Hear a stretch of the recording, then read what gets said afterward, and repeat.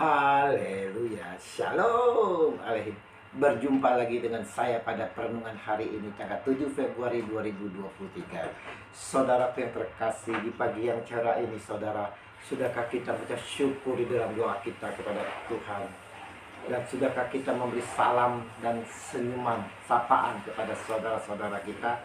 Mari kita awali perenungan pagi hari ini dengan tanda kemenangan kita. Dalam nama Bapa dan Putra dan Roh Kudus. Amin. Utamakan Tuhan, taati perintahnya. Bacaan liturgi hari ini diambil dari kitab Kejadian 1 ayat 20 sampai dilanjutkan sampai dengan bab 2 ayat 4a dan Injil Markus 7 ayat 1 sampai dengan 13. Saudara-saudara yang terkasih di dalam kasih Kristus, seorang pengusaha sukses saudara, hidupnya yang berkecukupan, dia selalu memberikan perpuluhan dari hasil yang didapat demi kemuliaan Tuhan. Dan ini berbanding terbalik dengan situasi dan keadaan ibunya yang tinggal sendiri di usia lanjut di gubuk yang reot dalam keadaan sakit. Ibunya saudara hanyalah menanti belas kasihan dari tetangga dan kelompok-kelompok doa. Kisah nyata ini sama persis apa yang dikatakan oleh Yesus saat mengecam orang-orang Farisi dan ahli-ahli Taurat, di mana mereka lebih mementingkan adat istiadat daripada perintah Allah. Orang-orang Farisi dan ahli Taurat saudara menjumpai Yesus bukan bermaksud untuk belajar dari Tuhan Yesus.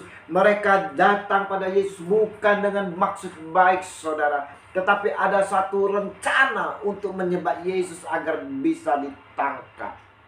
Kenapa?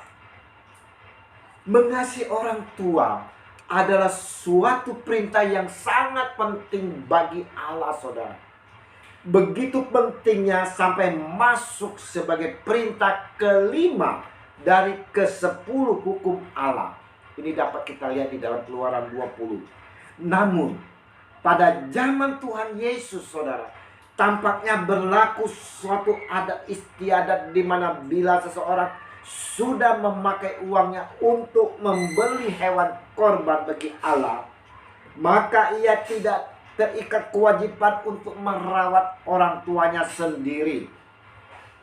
Hal ini ditentang keras oleh Tuhan Yesus. Baginya saudara, orang yang terlihat saleh dalam menjalankan ibadah agamawi tetapi menelantarkan orang tua adalah orang yang telah melanggarkan perintah Allah. Ayat 13. Nah saudara-saudara yang terkasih di dalam kasih Kristus, bagaimana dengan kita saat ini saudara? Apakah kita juga seperti orang-orang Farisi dan ahli-ahli Taurat? Adakah kita juga bersikap seperti kisah penguasa di atas? Kisah pengusaha di atas. Bahkan seandainya saudara kita telah menikah sekalipun, kita tetap harus merawat orang tua kita saudara sebagai aplikasi perintah Allah ini. Ketika menikah, kita memang tidak lagi bergantung kepada mereka, kepada kedua orang tua kita. Namun saudaraku yang terkasih, tanggung jawab kita sebagai anak untuk menunjang kesejahteraan hidup mereka tidak berhenti saat kita menikah.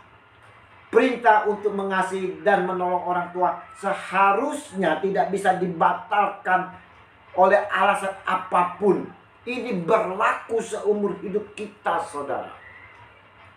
Melalui perenungan hari ini, mau mengingatkan kepada kita semua bahwa perintah Allah adalah yang utama dan di atas segala-galanya, termasuk adat istiadat. Adat istiadat dan tradisi saudara seharusnya didasarkan pada firman Allah. Allah ingin hati kita mendekati kepadanya. Dengan demikian hati kita akan terisi hal-hal yang mengutamakan Tuhan. Tuhan harus lebih dihormati dan ditaati melampaui semua aturan lahiriah. Utamakan Tuhan, taati perintahnya, dan jalin persekutuan yang erat dengannya. Tuhan Allah kita. Kasih Yesus yang tak terbatas senantiasa menyertai kehidupan kita kini dan sepanjang segala abad. Amin.